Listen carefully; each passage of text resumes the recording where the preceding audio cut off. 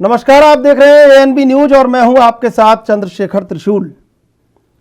राष्ट्रीय कार्यकारिणी की बैठक के आगाज के साथ ही बीजेपी ने विधानसभा चुनाव अभियान का बिगुल फूंक दिया है। राष्ट्रीय कार्यकारिणी की बैठक में आज 5 राज्यों में होने वाले विधानसभा चुनावों की तैयारियों को लेकर चर्चा और रोड मैप बनाया गया। तो वहीं दूसरी ओर आगामी दिनों में प्रधानमंत्री नरेंद्र मोदी चुनावी राज्यों में दौरे तेज करने जा रहे हैं। अगर बात करें उत्तर प्रदेश की तो आगामी 15 दिन में प्रधानमंत्री 3 दौरे करने जा रहे हैं, जहां वो कई योजनाओं का शिलान्यास करेंगे। चुनाव के लिहाज से ये बड़े महत्वपूर्ण दौरे होने जा रहे हैं। इनमें प्रधानमंत्री जनसभाओं को भी संबोधित करेंगे। पीएम मोदी 19 नवंबर को झांसी जाएंगे। झांसी के किले में आज़ादी की 75वीं वर्षगांठ के उपलक्ष्य में कार्यक्रम में शामिल होंगे। पीएम झांसी दौरे पर बुंदेलखंड को नई सौगात भी देंगे। पीएम मोदी 16 नवंबर को सुल्तानपुर में पूर्वांचल एक्सप्रेसवे का औपचारिक रूप से लोकार्पण करेंगे।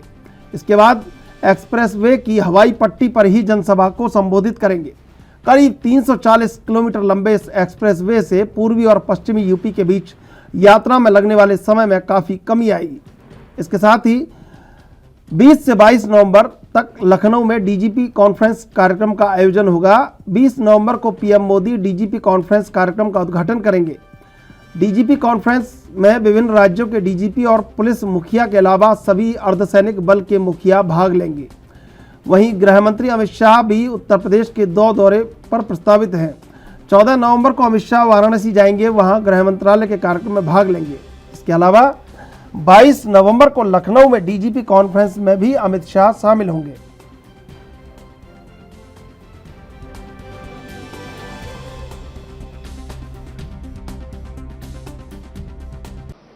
और बैठक के पहले सत्र में पार्टी के राष्ट्रीय अध्यक्ष माननीय जगत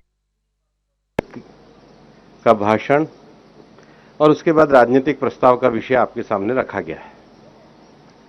इस दूसरे सत्र में के मुख्यमंत्री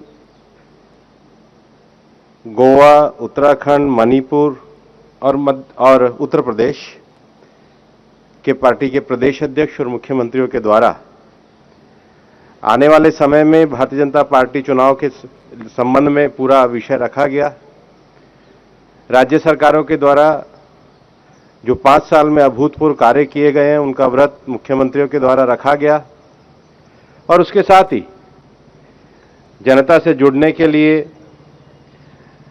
विभिन्न विषयों को उनके बीच में ले जाने के लिए, विभिन्न वर्गों के साथ समन्वय बनाने के लिए पार्टी की जो योजनाएं विभिन्न राज्यों में बनाई गई है, उनका पूरा व्रत वहां के प्रदेश अध्यक्षों ने दिया। इन 4 राज्यों के अलावा पंजाब के पार्टी के प्रदेश अध्यक्ष जी के द्वारा आने वाले समय में भारतीय जनता पार्टी पंजाब में सभी सीटों पर चुनाव लड़ेगी, इस तैयारी के साथ सारे विषयों को वहां पर रखा गया।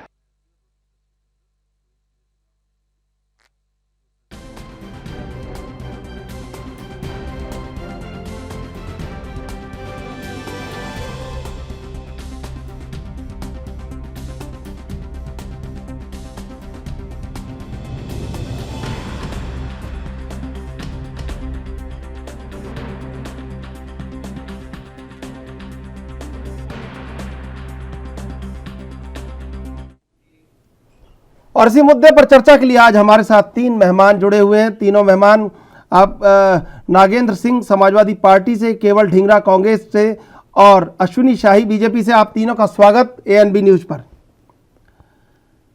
सबसे पहला सवाल अश्विनी शाही जी आपसे कि ये जो आज राष्ट्रीय कार्यकारिणी की बैठक हुई है और चुनाव का बिगुल फूंका गया है और 18 से ज़्यादा मुद्दों पर चर्चा की गई कि कैसे जो सरकार, केंद्र सरकार की योजनाएं हैं, महत्वाकांक्षी योजनाएं हैं, उनका क्रियान्वयन हुआ है और क्रियान्वित आगे कैसे हो और कैसे जनता उनसे जुड़े, इस पर विमर्श हुआ। कैसे देखते हैं कि आगे क्या असर होगा? ये कोरोना काल चल रहा था और 19 से लेकर अभी तक बैठक नहीं हुई थी, तो एक हमेशा जो है आवाज नहीं आ रही, अपने संगठन की बैठक और राष्ट्रीय कार्यकारिणी और प्रदेश कार्यकारिणी बैठक होती रहती है। तो 2 साल बाद एक बैठक हुई और बैठक क्योंकि चुनाव आने वाले हैं इसलिए भी जरूरी था। भारतीय जनता पार्टी हमेशा अपने 2 चीजों को पर बहुत ज्यादा फोकस करती है। पहला तो संगठन है और दूसरा अपने द्वारा किए हुए कामों को जो है जन जन तक पहुंचाने का। तो वहां पर जो भी बैठक में जो निर्णय लिए गए होंगे वो जरूर है कि 5 राज्यों के चुनाव को भी ध्यान में रखकर लिया गया होगा। अपने द्वारा किए हुए कार्यों को जो जन जन तक पहुंचाने की बात है, या हमारे उत्तर प्रदेश में और पूरे जगह जो है जो इस समय चुनाव जो चल रहा है उस 4-5 राज्यों में, उसमें किस किस संगठन के किस कार्यकर्ता को कहाँ पैसे हम लोग काम पर लगाएं, अपने विकास की योजना वो जन जन तक पहुंचा सके। बहुत सारे मुद्दे हुए जिसके लिए ये कार्यकारिणी की बैठक रखी गई है। कार्यकारिणी की बैठक संगठन, क्योंकि भारतीय जनता पार्टी विश्व की सबसे बड़ी पार्टी है और अभी जिसके हम लोगों ने उत्तर प्रदेश में ही 1.5 करोड़ और सदस्य बनाने का लक्ष्य रखा है, तो बहुत सी जिम्मेदारियां हमारे केंद्रीय नेतृत्व पर है। उन जिम्मेदारियों को प्रदेश के मुख्यमंत्रियों को, अध्यक्षों को, सबको बांटा जाता है कि कैसे कैसे क्या काम करना, उस पर मंथन होता है, ये आगे क्या करना है, पीछे क्या किया, ये सारी चीजें हुई होंगी। जी केवल ढींगरा जी, आज जो चर्चा हुई है और जिस तरह उपचुनाव में एक रण आपने बना दिया है, प्रियंका गांधी की जो एंट्री उत्तर प्रदेश में हुई है, 40% सीटों पर महिलाओं की भागीदारी की बात है। उत्तर प्रदेश का चुनाव समाजवादी पार्टी ने जिस तरह से 6 बसपा के विधायक समाजवादी पार्टी में आए हैं, उत्तर प्रदेश का जो चुनाव है वो एक रण है, एक महाभारत है राजनीति की, और उस महाभारत में आप भी अब पूरे तेवर से जुटे हुए हैं। तो कैसे देखते हैं कि क्या आप कहां खड़े होंगे इस चुनाव में? देखिए, जहां तक जो चर्चा आपने की कि मोदी जी और अमित शाह जो है एक मीटिंग कर रहे हैं, जिस तरह से डीजीपी पे कॉन्फ्रेंस हो रही है, तो ये एक खींच मिटाने का दौरा है। क्योंकि इसका रीजन ये है कि मोदी जी को कमान जो है वो आरएसएस ने ले ली हुई है और अब जो है कमान जो है मोदी जी की नहीं है, अब योगी जी की कमान है। उनको चेंज कर दिया, चेहरा जो है अब योगी है, मोदी नहीं है। दूसरी बात, जहां तक प्रियंका जी का सवाल है या कांग्रेस की बात है, तो हमने पूरा जो पिछले टाइम के अंदर समझौतों में अपना सिस्टम खोया, हम उसको पाने के लिए दोबारा से पूरे यूपी के अंदर अपने पूरे 403 सीट पर उम्मीदवार खड़े करके उसके अंदर 40% की महिलाओं की भागीदारी करके, और हम ये पूरी कोशिश करेंगे कि 40% की भागीदारी बने। दूसरी बात ये रहेगी कि जितने फोकस होगा पूरे चुनाव के अंदर, पूरे स्टेट के अंदर सभी लोगों को टिकट दिए जाएं और सभी लोगों को, कांग्रेस जन को जोड़ के सभी लोगों मैदान पे उतारे जाए और पूरे जोर शोर से इलेक्शन के बीच में उतरा जाए। ये हमारा इस बार का एजेंडा रहेगा। और दूसरी बात ये रहेगी कि हम ये फोकस कर रहे हैं कि जिस तरीके से भाजपा का क्रूअल शासन जो है, योगी की सरकार और मोदी की सरकार, जिस तरह से महिलाओं के ऊपर अत्याचार हुए, जिस तरह से गोलीकांड हुए, जिस तरह से यूपी का बदहाल हुआ, उसको देखते हुए कांग्रेस पार्टी अपना विकास का मुद्दा लेके यूपी के अंदर जाएगी और विकास के लिए, यूपी का विकास की गति तेज करने के लिए यूपी में दल बल के साथ प्रचार करेगी। और आपको ये देखने में मिलेगा कि कांग्रेस का जो पहले वाला सिस्टम था और आज वाले सिस्टम में आपको डिफरेंस नजर आएगा और कांग्रेस अपनी सीटों पे जीतती हुई नजर आएगी आपको। अश्विनी शाही जी और आप दोनों ही बड़े प्रबुद्ध लोग हैं, और अभी भूपेंद्र यादव जी कह रहे थे कि पंजाब की सभी सीटों पर बीजेपी चुनाव लड़ेगी, और आप कह रहे हैं कि उत्तर प्रदेश की 403 सीटों पर कांग्रेस चुनाव लड़ेगी। अब ये तो आप बुरा ना मानिएगा, ये आप दोनों ही जानते हैं कितने कितने प्रत्याशी आपके पास कहाँ कहाँ पे है। वहाँ पर ये चीज़ें देखने की होती हैं कि मैंने नागेंद्र सिंह जी ये कहा कि हम नागेंद्र सिंह जी 403 सीट पे चुनाव लड़ने जा रहे हैं। बिल्कुल बिल्कुल, मैंने जो बात कही है आप उसको आंतरिक रूप से समझिए। हमारी 403 सीटों पे ठीक है, वो देखा जाएगा कितनी सीटों पे चुनाव होता है। नागेंद्र सिंह जी, आप तो वहाँ छत्रप हैं और आप टकटकी लगाए इस लड़ाई को देख रहे हैं कि इस लड़ाई में बाजी कैसे मारी जाए, और बाजी मारने का आपने प्रयास भी शुरू कर दिया है। जिस तरह 6 बसपा के विधायक आपके साथ आए, लेकिन कुछ लोग आपके भी टूट रहे हैं। अब एक जो विजन डॉक्यूमेंट होता है वो कहीं अभी तक नहीं आया है कि उत्तर प्रदेश को कहाँ पर खड़ा कर सकते हैं ले जाकर, क्या किया जाएगा, और आपकी जो भागीदारी है वो कैसे सुनिश्चित होगी चुनाव में।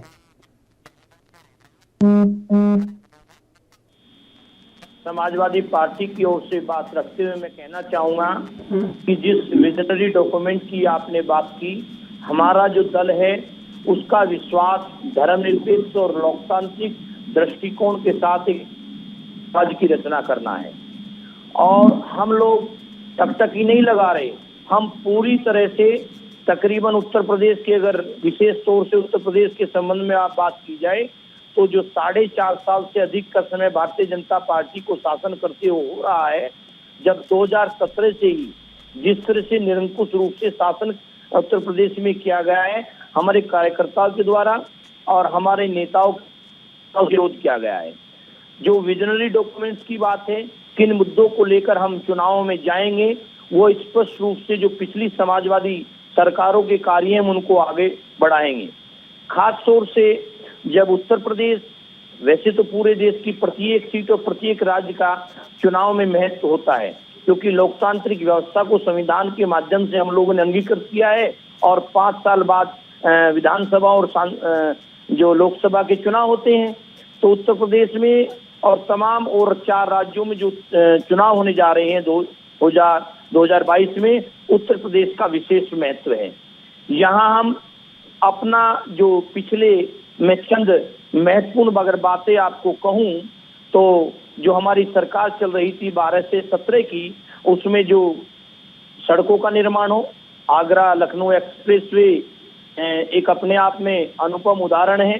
दूसरा, हमने किस प्रकार से 1090 महिला की सुरक्षा के लिए दिया, पुलिस का जिस तरह से पुलिस बल का आधुनिकीकरण किया गया, और दुग्ध उत्पादन के लिए हमारी कामधेनु योजना थी, गरीबों को आवास के लिए लोहिया योजना थी, और विशेष जो उस रिजीम में, उस टाइम में, उस कार्यकाल में जो बड़ा काम रहा, उत्तर प्रदेश में विद्युत का जो उत्पादन, प्रेषण और वितरण का 2016 में जो योजना 33,000 मेगावाट की जो हमारी सरकार ने चालू की, उसका लाभ अब तक उत्तर प्रदेश के लोगों को मिल रहा है। साथ ही साथ किसान बड़ी संख्या में उत्तर प्रदेश में रहता है। 2012 से 17 की जो हमारी सरकार रही उसमें किसान बीमा योजना था जिसकी राशि 5 लाख थी, और साथ ही साथ जो किसान भूमिहीन था उसको भी हमारी सरकार ने सम्मिलित किया। और तमाम उन बातों को लेकर और जो वर्तमान समय की मतलब जो परिस्थितियां हैं, जिन चीजों पे विचार होना चाहिए, जिन चीजों की आवश्यकता है, उसके साथ हम जनता के बीच में जाएंगे। और हमारा पूरा विश्वास है कि जनता हमें 2022 में हमारे राष्ट्रीय अध्यक्ष माननीय अखिलेश यादव जी के नेतृत्व में जो समाजवादी पार्टी का गठबंधन 2022 में जनता के बीच जा रहा है, उसको विजय भाव का आशीर्वाद देगा। और दूसरे दल आपको पूरे कुनबे को भी एकजुट करना पड़ेगा चुनाव सही से करना है। तो अश्विनी शाही जी, जो 4.5 साल का कार्यकाल उत्तर प्रदेश में रहा है, कई जगह आपको लगता है कि सरकार ने अच्छा काम किया है, बेहतरीन काम किया है, लेकिन कई जगह ऐसी भी होंगी जहां पर आपको लगता होगा कि इसका विश्लेषण करके और इसको सही ढंग से और क्रियान्वित किए जाने की आवश्यकता है। वो कमी कहाँ कहाँ लगती है आपको? चंद्रशेखर जी, देखिए, ये जो है आपको कमी की बात जहां तक है, प्रदेश में जहां जहां हमको कमी लगी है हमने उसको पूरा करने का काम किया है। पहले से देखिए स्वास्थ्य सुविधाएं लचर थी, उसको बेहतर करने का काम किया। देखिए मेडिकल कॉलेज जो है लगभग इस समय 58 की बात माननीय मुख्यमंत्री जी हर जगह कर रहे हैं। अभी 9 का लोकार्पण हुआ है, जिसको हमारे विरोधी दलों ने भी जनसभा में माना है कि 9 का लोकार्पण हुआ है। उत्तर प्रदेश में सबसे बड़ी जो कमी थी रोजगार की, ओडीओपी से लेकर एमएसएमई की जो हमारी संस्थाएं। अश्विनी जी आपका जवाब लेंगे, उससे पहले एक छोटा सा ब्रेक लेते हैं, ब्रेक के बाद फिर हाजिर होंगे।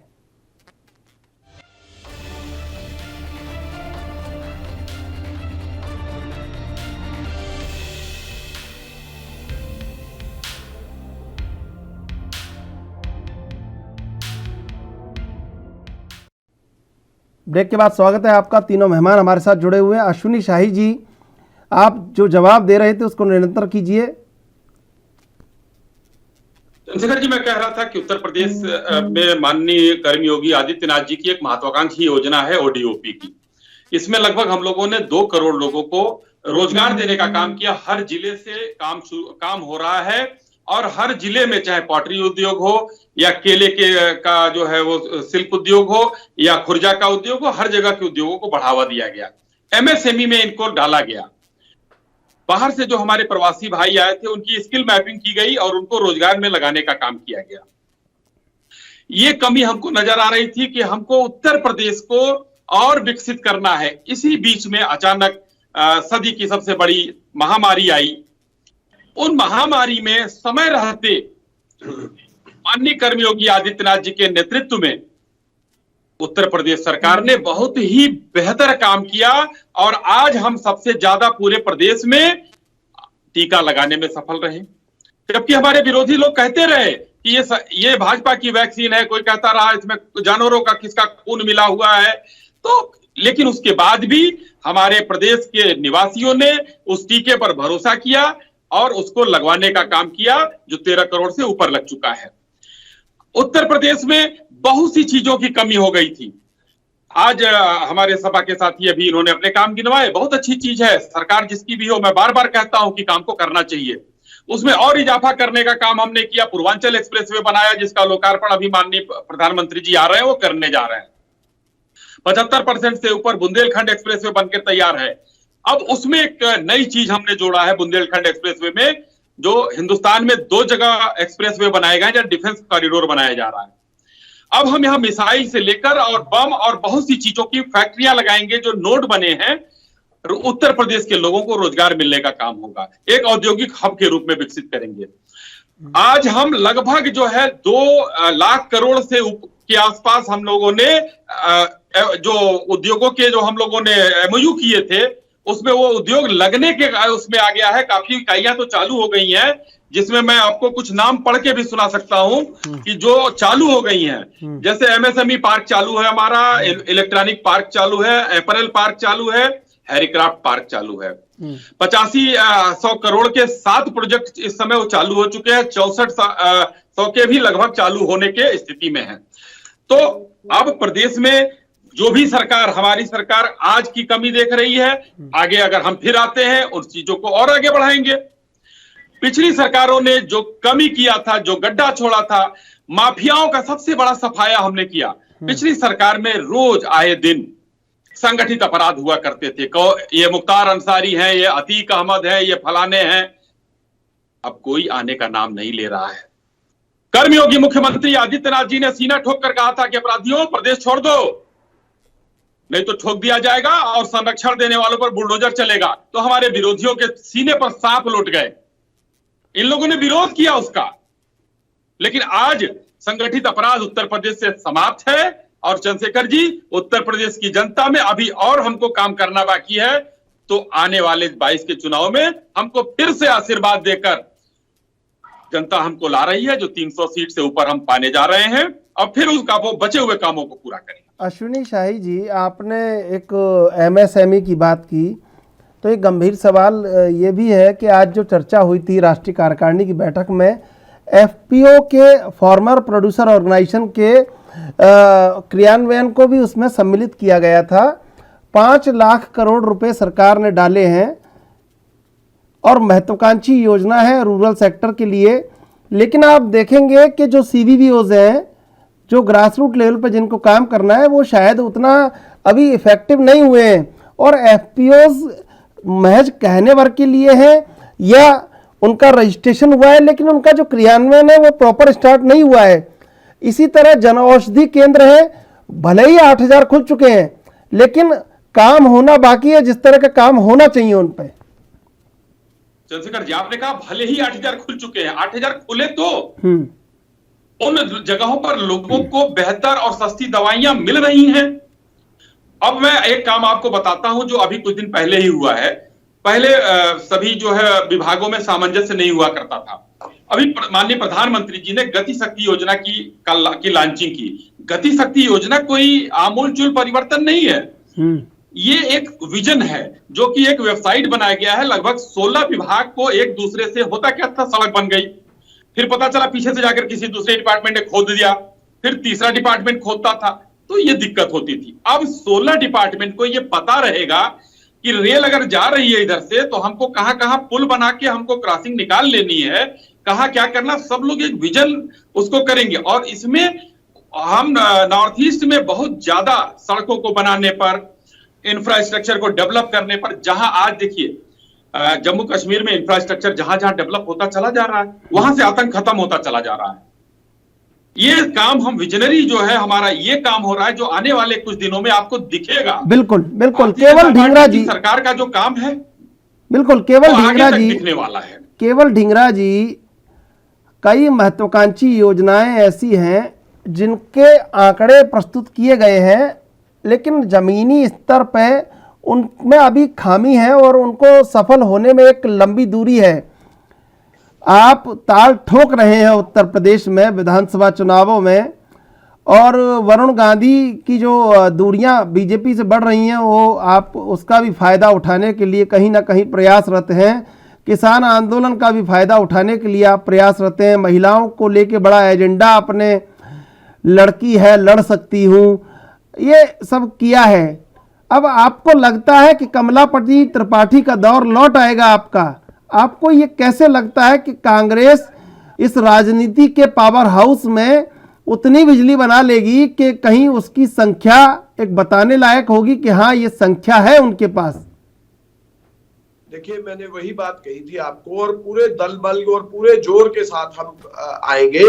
और दूसरी बात, जहां तक इन्होंने जो बातें रखी, एमएसएमई की बात रखी कि ये काम हुआ वो काम हुआ, लेकिन आपको बताऊं 50% पूरे देश की फैक्ट्रियां आज बंद पड़ी हैं। वो इसलिए बंद पड़ी है कि इनकी मोदी और योगी और अमित शाह की नीतियों के कारण आज इनकी जो 50% फैक्ट्रीज बंद हुई हैं, उससे नोटबंदी से लेके 2016 से लेके आज तक पूरा देश को नुकसान हुआ है, जिससे 2.5 अश्विनी जी उनको कह लेने दीजिए, आप उससे फिर जवाब ले लेंगे। नागेंद्र सिंह जी भी हैं, ले लेंगे जवाब। हाँ केवल जी, $2.5 बिलियन लिया गया है पूरे देश के अंदर, जो लोन लिया गया है वर्ल्ड बैंक से, क्योंकि इनके पास तनख्वाहें देने के लिए पैसा नहीं है। बातें बड़ी बड़ी करते हैं, काम जीरो है। आपको ये बताना चाह रहा हूं, कांग्रेस विकास के मुद्दे पे काम करती है। हमें पूरा विकास किया था, तभी 54 साल करीबन कई पीएसयू बनाए देश के अंदर। उन सारे पीएसओ को बेचने का काम कर रहे हैं। ये एक्सप्रेस बना रहे हैं तो एक्सप्रेस को जो है प्राइवेट लोगों के हवाले कर रहे हैं। अगर रेल बना रहे हैं, रेल की बात करते हैं तो रेल प्राइवेट लोगों के हवाले हो रही है। एयरपोर्ट बने हैं तो एयरपोर्ट प्राइवेट लोगों के हवाले कर रहे हैं। कौन सा विकास यूपी में या बीजेपी ने किया है वो पता लगना चाहिए। झूठ बोलने की राजनीति जरूर की है, धर्म के नाम से बांटने की राजनीति इन्होंने जरूर की है, हिंदू मुस्लिम करने की राजनीति इन्होंने जरूर की है, राष्ट्रवाद को फैलाने की, कितना बड़ा राष्ट्रवादी है ये, वो की है। आज चाइना के अंदर देखिए, राष्ट्रवाद को फैलाए तो ठीक है, केवल जी इसमें क्या आपत्ति है? केवल जी इसमें क्या आपत्ति? राष्ट्रवाद फैलाना तो ठीक बात है, ये तो आप भी फैलाइए। राष्ट्रवाद फैलाने में क्या दिक्कत है? गांव बना लिया उन्होंने चाइना के अंदर, चाइनीज लोगों ने अरुणाचल प्रदेश के अंदर अपना गांव बसा लिया हमारी धरती के ऊपर। कौन सा राष्ट्रवाद है? झूठ बोलने का काम है जो ये कर रहे हैं, और प्रैक्टिकल कुछ नहीं है, धरातल पे कोई काम नहीं है। अब आप भी तो फिर एक होते हैं, सब पूरे क्षत्रपों को जुटाते हैं, फिर अपने राजनीतिक फायदे के लिए अलग अलग हो जाते हैं। बीजेपी से लड़ने की बातें होती हैं, फिर बेईमानी सी हो जाती हैं सारी बातें। नहीं, देखिए मैं आपको फिर बता रहा हूं, पूरा जोर लगेगा 403 सीट पे लड़ने के लिए। किसी के साथ कोई समझौता नहीं होगा। कांग्रेस अपने इलाकों में पूरे में चुनाव लड़ना चाहती है और पूरे चुनाव के लिए सीरियसली सभी जगह जाएगी। जी नागेंद्र जी, आप वहां पर एक गहरे छत्रप हैं, लेकिन जैसे कोई मोर्चा बनता है, महाजोट महागठबंधन बनता है, वो सब टूट जाता है। जैसे जैसे अपने इलाके में बढ़ता हुआ प्रभाव दिखता है तो सब टूट जाता है। अब आप वहां पे अकेले चुनाव लड़ेंगे, शिवपाल सिंह यादव के साथ मिलकर चुनाव लड़ेंगे, या कांग्रेस के साथ मिलकर चुनाव लड़ेंगे? कैसे चुनाव लड़ेंगे? बार बार आपके चैनल पे भी देखा है और दूसरे नागेंद्र जी आपसे जवाब लेंगे, इससे पहले एक छोटा सा ब्रेक ले रहे हैं, ब्रेक के बाद फिर हाजिर होंगे।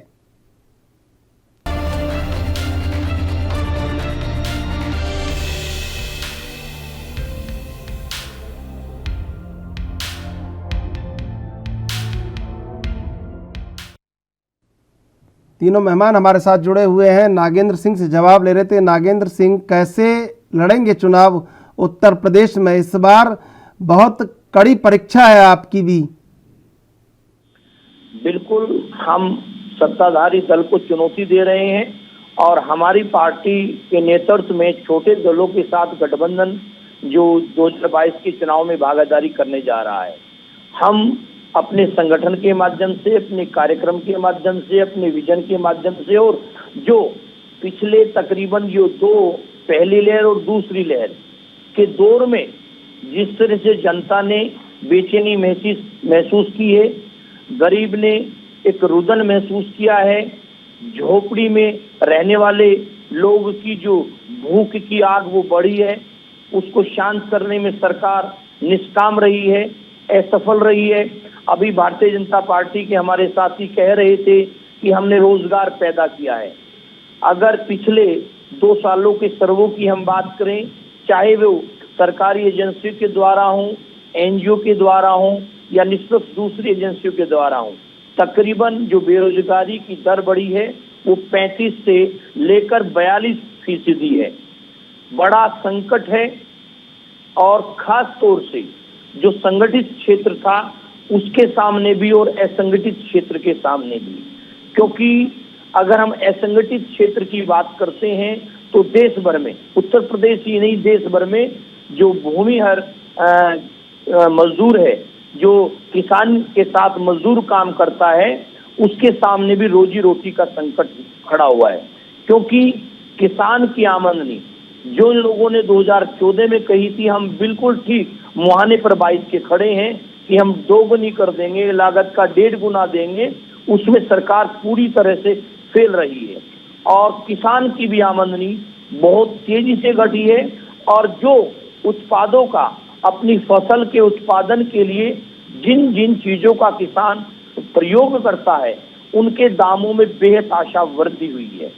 तो खासतौर से उत्तर प्रदेश में जो हमारे चुनाव रहेंगे, चुनाव के जो मुद्दे रहेंगे वो किसान का मुद्दा रहेगा, बेरोजगारी का मुद्दा रहेगा, कोरोना में जो हालतें रही हैं वो मुद्दा रहेगा, उसके बाद पिछले तकरीबन 20-25 दिन से डेंगू भी एक। नागेंद्र सिंह जी, बीजेपी तो खैर कहती रहती है, अश्विनी शाही जी से पूछेंगे तो वो भी कह देंगे, लेकिन गाहे बगाए लोग भी कहते रहते हैं कि उत्तर प्रदेश में कहीं अपराध को लेके बड़ा काम हुआ है। तो ये काम कितना बड़ा हुआ है, जरा इसका भी विश्लेषण आप कर दीजिए। मूल रूप से एक बात को लेके प्रचारित प्रसारित धरातल पे कुछ होता नहीं है। इन लोगों की एक प्रोपेगेंडा करने की नीति होती है। जो नेशनल क्राइम रिकॉर्ड ब्यूरो है वो सरकार का स्वायत्त संगठन है। उसका अगर आंकड़े की हम बात करें तो प्रतिवर्ष 11 से 15% अपराध बढ़े हैं। 2016 में, पूरे 2016 जनवरी से दिसंबर तक की बात करूंगा, 4,94,025 FIR दर्ज हुई थी। 17 को छोड़ दो आप, अगर 18 के डाटे से तुलना करें NCRB के तो 11% बढ़ रहा है। 19 में फिर 14% बढ़ रहा है, 20 में 14% बढ़ रहा है, और 21 में अगर कैलकुलेट कर दें तो 23% अपराध बढ़ा है। अब ये जवाब एक बार ये जवाब ले लेते हैं, ये जवाब अश्विनी शाही जी से ले लेते हैं। अश्विनी शाही जी, ये जो आंकड़े समाजवादी पार्टी ने बताए हैं, इसको कैसे देखते हैं आप? देखिए, समाजवादी पार्टी में मैं बता दे रहा हूं, सदन में ही इनके मंत्री थे आजम खान जी, उन्होंने ये स्वीकार किया था कि 1044 हमले पुलिस पर हुए हैं। अपराध तो हमने कम किया है, और 17 के बाद मैं अपराध की आपको एक आंकड़ा मेरे पास भी है, अभी हमारे साथी ने कहा कि एनसीआरबी स्वायत्त संस्था है, उन्होंने दिए। सीबीआई स्वायत्त संस्था, उस पर भी भरोसा नहीं रखते हैं, सुप्रीम कोर्ट पर भरोसा नहीं रखते हैं। किसान आंदोलन में जो है बहुत सी चीजों को नहीं माना गया, इन लोगों ने समर्थन किया, अब उस पर भरोसा है क्योंकि उसके आंकड़े हैं, तो सबको मानना चाहिए। मैं ये नहीं कह रहा कि उसके आंकड़े गलत है, नहीं, आप बता दीजिए। आंकड़ा कुछ मेरे पास है। 17 से 21 के बीच में लूट में लगभग जो है 68% की कमी हुई है, हत्या में 25% की कमी हुई है, वसूली और अपहरण 42% की कमी हुई है, दहेज हत्या लगभग 20% कम हुआ है, बलात्कार 35% कम हुआ है, और हमने मुठभेड़ में मारे हैं 150 से ऊपर अपराधी।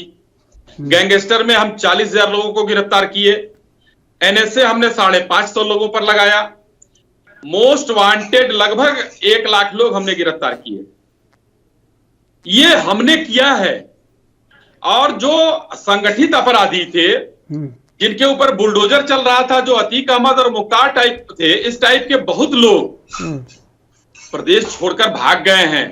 और आज देखिए, उसी मुख्तार अंसारी को, जिसको कांग्रेस प्रश्रय देती थी रोपड़ जेल में, आज अखिलेश यादव ने अपना हरकारा बनाकर और ओम प्रकाश जी को भेजा था वहां उनसे मिलने के लिए, क्योंकि वहां मुस्लिम तुष्टीकरण की बात आती है, अपराधी प्रेम नजर आता है, और उनको भेजा था बांदा जेल में कि जाओ बात करो, और मऊ की और वहां पर लोगों को जनता का तुष्टीकरण, हम मुस्लिम तुष्टीकरण कर सके। देखिए, तो बात ये है इनकी असलियत। बात ज्यादा कर लेते हैं, वरना बात नहीं करते तो आप ही के संग रह लेते हैं।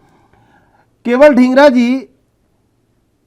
ढींगरा जी कैसे देखते हैं? समाजवादी पार्टी ने भी आंकड़े प्रस्तुत किए हैं और बीजेपी ने भी आंकड़े प्रस्तुत किए हैं, दोनों आंकड़ों को कैसे तोलते हैं आप? कांग्रेस क्या इसमें कर सकती है?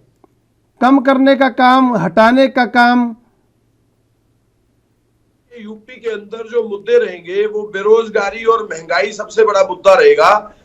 आप देखिए, महंगाई जिस तरह से पेट्रोल और डीजल के रेट बढ़े, सरसों का तेल का रेट बढ़ा, दाल चावल आटा सब्जी का रेट बढ़ा, और जिस तरह से गैस सिलेंडर का रेट बढ़ा, ये सबसे बड़ा मुद्दा रहेगा। बेरोजगारी की दर के ऊपर, आंकड़े के ऊपर बात हुई, बेरोजगारी जो है आज चरम सीमा पर है। दूसरी बात, जो अपराध की बातें कर रहे थे, यूपी में जो लोग हैं उनको कम्युनिटी वाइज टारगेट किया इस सरकार ने। आप देखिए, अलग अलग कम्युनिटी को टारगेट करके बीजेपी ने उसके अंदर अपराध को किस तरीके से श्रेणी में लिया, ये सारी यूपी की जनता जानती है, यूपी के लोग जानते हैं किन किन लोगों को, किस किस कम्युनिटी को कैसे टारगेट किया गया। और नाम लेके यहाँ बात की जा रही है, इस आदमी ने ऐसे अपराध किए, इस आदमी ने ऐसे किए, इस कम्युनिटी को हमने ऐसे टारगेट किया। आप अगर पूरा हिसाब किताब निकाल के देखें तो बीजेपी ने अपने तरीके से अपनी सिस्टम को बना के टारगेट करके लोगों के साथ नाइंसाफी की है। और दूसरी बात, बेरोजगारी और महंगाई सबसे बड़ा पूरे देश का भी और यूपी का भी मुद्दा है। आप 35 से 38% की बेरोजगारी दर जो है वो यूपी के अंदर इसलिए आई क्योंकि जिस समय नोटबंदी की गई, बेरोजगारी फैली, जीएसटी का नॉन इंप्लीमेंटेशन हुआ, बेरोजगारी फैली, कोरोना को नॉन इंप्लीमेंटेशन किया, बेरोजगारी फैली। इस सरकार ने बेरोजगारी में ऐसा हिसाब किताब कर दिया कि नॉर्मल आदमी की जो तनख्वाह है, उसकी तनख्वाह जो 300 रुपए दिहाड़ी भी थी, वो 91 रुपीज दिहाड़ी पे पहुंच गई। कम से कम पूरे देश के 24 करोड़ लोग हैं और बहुत बड़ा हिस्सा यूपी का है, जिसके अंदर 91 रुपए पर रोज के ऊपर जो उसको अमाउंट मिलती है। आप ये देखिए 2700 रुपए में वो अपने घर का गुजारा नहीं कर सकता, और वो कम से कम 24 करोड़ लोग हैं हमारे देश के। ये काम सारा यूपी में और पूरे देश के अंदर मोदी जी और योगी जी ने किया। इसमें सबसे बड़ा टारगेट इन्हीं लोगों का है, मारने के लिए सब लोगों को, उनको उजाड़ने का काम जो है वो तो उत्तर प्रदेश के मुख्यमंत्री केवल ढींगरा जी जो है सीधी लोगों की जो है इनके ऊपर पड़ेगी। केवल ढींगरा जी वो तो उत्तर प्रदेश के मुख्यमंत्री है, देश में कैसे कर दिया होगा उन्होंने काम? देश में मोदी जी ने किया और प्रदेश में योगी जी ने किया। वो हंस रहे हैं आपकी बात पे, कह रहे हैं कि आप चुनौती कोई पेश नहीं कर रहे हैं। वो कह रहे हैं कि कांग्रेस से हमें कोई चुनौती पेश बिल्कुल झूठ फैला रहे हैं, एजेंडा होगा, सिर्फ झूठ फैला रहे हैं। और चुनौती हमारी जो होगी विकास के एजेंडे पे होगी। और आपको ये भी बताऊं, जिस तरह से महंगाई, अपराध और बेरोजगारी, जवाब दे सकता हूं? ये बिल्कुल बिल्कुल दीजिए। विकास वैसे देखिए ढींगरा जी, आपने दो तीन बातें कहा। ढींगरा जी, आप अभी अपराध पर बात कर रहे थे। झुंझुनू में बलात्कार एक दलित के साथ होता है, हत्या होती है, उस पर नहीं बोलते हैं। सीकर में होती है, हनुमानगढ़ में होती है। तो ये सब चीजें आपको ध्यान में नहीं आता है। हनुमानगढ़ में किसान को पीट पीट कर मारा जाता है, दलित को पीट पीट कर मारा जाता है। ये सब भी थोड़ा ध्यान दीजिए। कोरोना में जो है महाराष्ट्र में सबसे ज्यादा मौतें हुई थी, उस पर भी ध्यान दीजिए। और सबसे बड़ी बात, दो बातें इन्होंने आज कहा। पहली बात पेट्रोल डीजल की बात कही, दूसरा चाइना पर कही। मैं बताना दोनों पर चाहूंगा। पेट्रोल डीजल पर जो है उत्तर प्रदेश सरकार के अलावा भारत सरकार ने जैसे ही कम किया, जितने केंद्र के भारतीय जनता पार्टी शासित प्रदेश हैं, सबने दाम कम किया। उसमें एक उड़ीसा भी है जो गैर भाजपा शासित राज्य है, लेकिन कांग्रेस शासित राज्यों ने कहीं दाम नहीं कम किया। पंजाब भी है, और सबसे ज्यादा ये चिल्लाते थे पंजाब ने कर दिया है। देखिए अश्विनी जी, पंजाब ने कर दिया है। कब किया? आज कर दिया होगा। आज कर दिया है। आज कर दिया है। आज कर दिया होगा। आज कर दिया है। बाकी तो किसी, राजस्थान ने नहीं किया, महाराष्ट्र ने नहीं किया, छत्तीसगढ़ ने नहीं किया। क्यों नहीं किया? राजस्थान की भी मीटिंग चल रही है। दूसरी बात, चाइना की बात में आता हूं।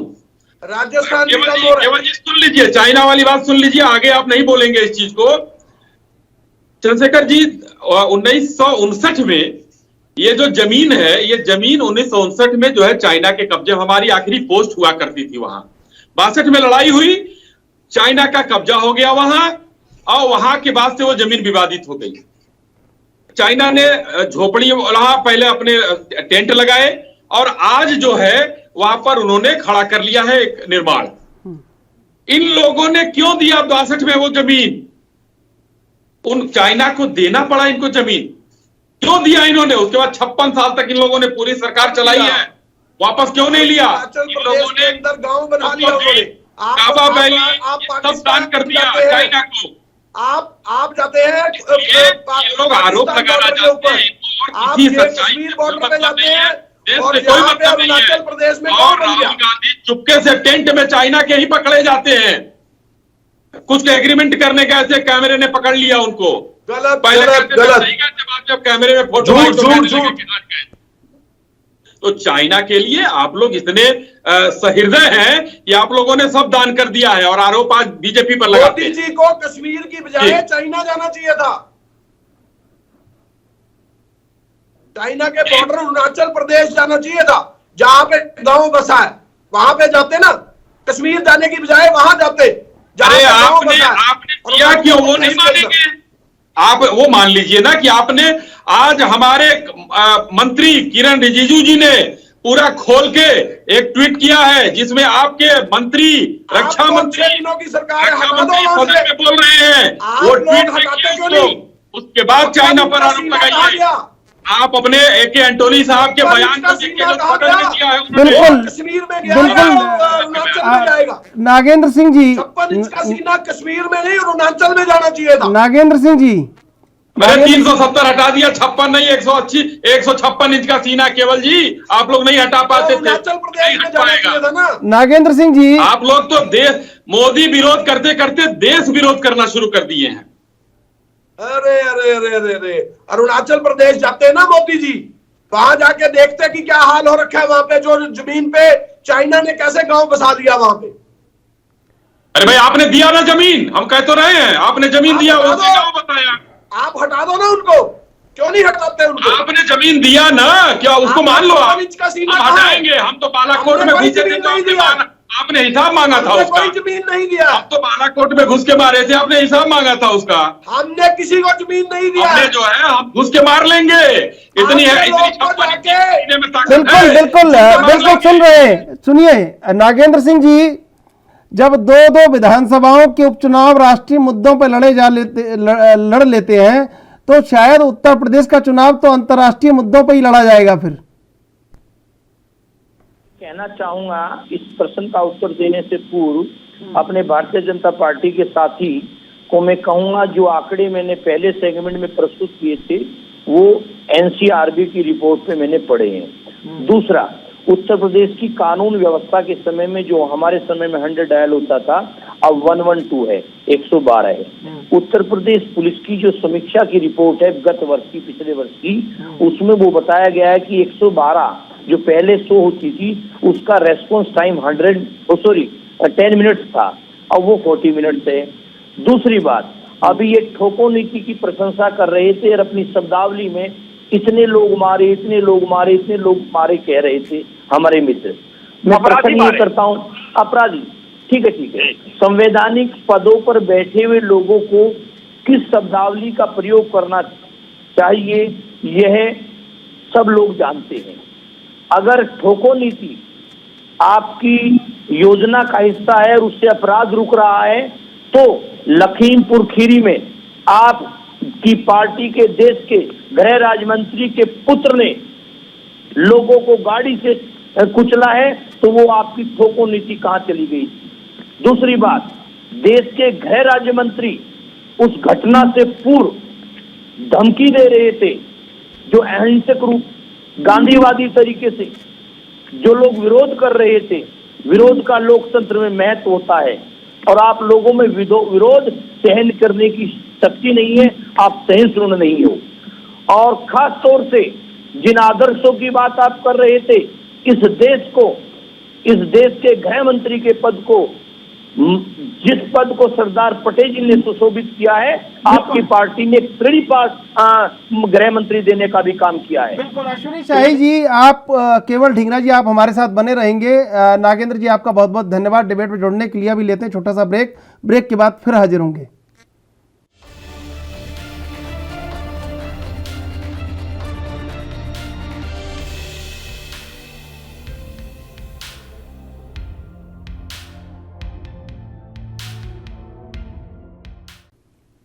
आपसे केवल ढींगरा जी, अश्विनी शाही जी आपसे सवाल करेंगे। इससे पहले हमारे साथ एक और मेहमान जुड़ चुके हैं, राजनीतिक विश्लेषक सप्तऋषि शर्मा। सप्तऋषि शर्मा जी, कैसे देखते हैं उत्तर प्रदेश में चुनाव होने वाला है, सभी पार्टियां जान फूंक रही हैं, 4.5 साल का योगी आदित्यनाथ का कार्यकाल, उसके बाद जिस तरह कांग्रेस ने तैयारी की है, समाजवादी पार्टी और बसपा वहां पर छत्र पे, तो कैसी चुनौती मिल सकती है बीजेपी को? नमस्कार चंद्रशेखर जी और सभी मेरे महानुभावों को नमस्कार। देखिए, चुनाव और चुनौतियां ये दोनों चीजें एक साथ चलती हैं हमेशा। और जहां तक हमारे योगी जी का सवाल है, तो योगी जी पहली बार मुख्यमंत्री बने हैं, तो ये अपना 5 साल का कार्यकाल यूपी के इतिहास में ये तीसरे मुख्यमंत्री होंगे जो करेंगे पूरा। और फरवरी मार्च में जिस तरीके की चुनावों की तैयारियां हैं, उसमें कांग्रेस तो निश्चित रूप से अपना जो जोखम लगा रही है, जिस तरीके से वो दम लगा रही है, उसके साथ में कहीं ना कहीं हमें 2 अलग पार्टियां भी दिख रही हैं, जिसमें आम आदमी पार्टी है और शिवसेना है, जो कि 430 सीटों पे वो इलेक्शन कंटेस्ट कर रही है। तो अभी तक के जो आंकड़े बताते हैं, तो एनडीए और यूपीए और साथ में एसपी, जिसमें 10 बार अपना कई बार राष्ट्रपति शासन भी लगा है, लेकिन इन सब के बावजूद भी इस टाइम कांग्रेस का जो मानस है वो मुझे लगता है काफी हद तक सफल होने के लिए संभावना है इसमें। जी अश्विनी शाही जी, कांग्रेस कहीं ना कहीं आपको चुनौती दे रही है। अब वो चुनौती तो पता चलेगा कि जब चुनाव हो लेंगे और जब वोट ऑफ परसेंटेज निकाला जाएगा, लेकिन इस समय जो महिलाओं की बात की है कांग्रेस ने, वो कहीं ना कहीं आपने भी अंदर खाने स्वीकार की है इस बात को कि महिलाओं की भागीदारी बढ़नी चाहिए चुनाव में। चंद्रशेखर जी, 2 बातें हैं। कांग्रेस जो है अच्छा है, पुरानी पार्टी है और आगे आना चाहिए, लड़ना चाहिए। लेकिन आप देखिए 89 के बाद से इनका वोट का परसेंटेज गिरता चला जा रहा है और पिछले 3 चुनाव में 11% से लेकर आज 6% तक आ गया है। तो इन लोगों का जो संगठनात्मक क्षमता है वो सब खत्म हो चुका था और उत्तर प्रदेश में इनके पास कार्यकर्ता भी नहीं। आज आकर अचानक जो पहले प्रियंका जी राजनीतिक टूरिज्म पर उत्तर प्रदेश आया करती थी, अब आकर उनका घोषणा करना है कि हम महिलाओं को आगे करेंगे। अच्छी बात है, महिलाओं को आगे आना चाहिए, हमारी आधी शक्ति है वो, लेकिन एक किसी महिला को क्यों नहीं वो राष्ट्रीय अध्यक्ष बना देते, वहीं से शुरुआत करें। दूसरी बात आती है कि अब वो 40% में किस जो अब वो वहां पर रिजर्वेशन उनका लागू होगा या नहीं लागू होगा, उसमें किस जाति को, किस धर्म को कैसे क्या करेंगे, ये करें। तो 160 कैंडिडेट खोजना, वो भी महिला, कांग्रेस के लिए बहुत टेढ़ी खीर है। भारतीय जनता पार्टी की जहां तक बात है, आप खोज लेंगे 40%, 39%, 7 के आसपास हम वोट पाए थे और हम अभी अपने 1.5 करोड़ लोगों को अश्विनी जी आप खोज लेंगे 150 कैंडिडेट महिलाएं? हमने तो कहा ही नहीं है, रिजर्वेशन जिसने दिया है वो दे।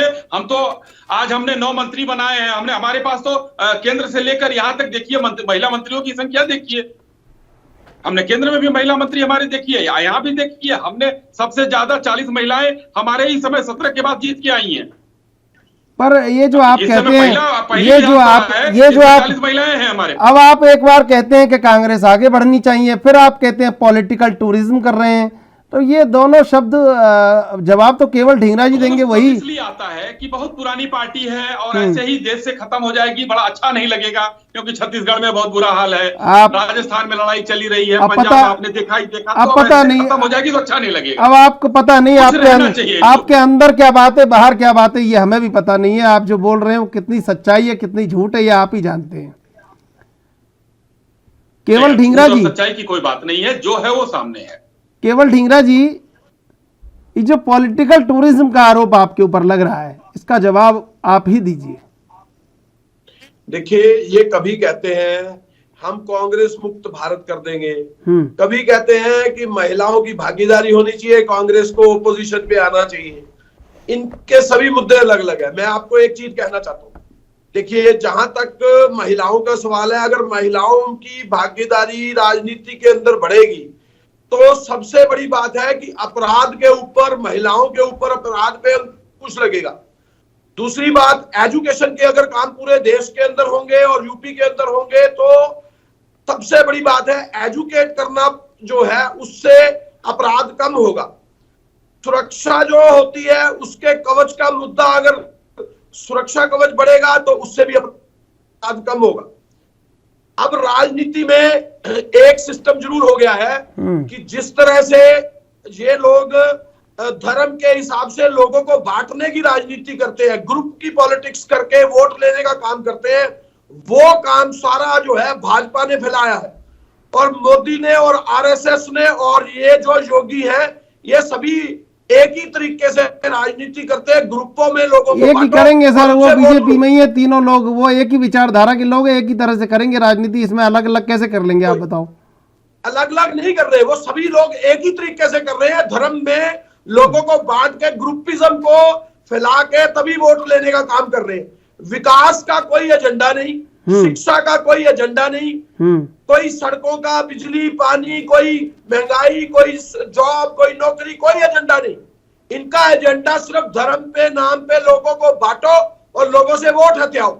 इनका काम ये है। सप्तऋषि शर्मा जी, विकास का काम करो और लोगों को जॉब दो, लोगों को शिक्षा दो, लोगों को बिजली पानी मुहैया कराओ, और ये काम है कांग्रेस का। अब इसीलिए 54 साल कांग्रेस ने सर्व किया है लोगों को, और इन्होंने उसी पीएसयूज को बेच दिया। बिल्कुल। अश्विनी शाही जी, केवल ढींगरा जी, सप्तऋषि शर्मा जी, आपका बहुत बहुत धन्यवाद डिबेट में जुड़ने के लिए। बहरहाल चर्चा ये चल रही है कि कैसे चुनौती प्रस्तुत की जाएगी। बीजेपी मुख्य दल है और उसके सामने 2 छत्रप खड़े हैं, सपा और बसपा। उसके बाद कांग्रेस भी चुनौती पेश कर रही है। देखना है कि चुनाव में कैसे कौन कौन अपनी कहां पे पोजीशन रख पाता है। बहरहाल देश विदेश की ताज़ा तरीन खबरों के लिए आप देखते रहिए ANB न्यूज।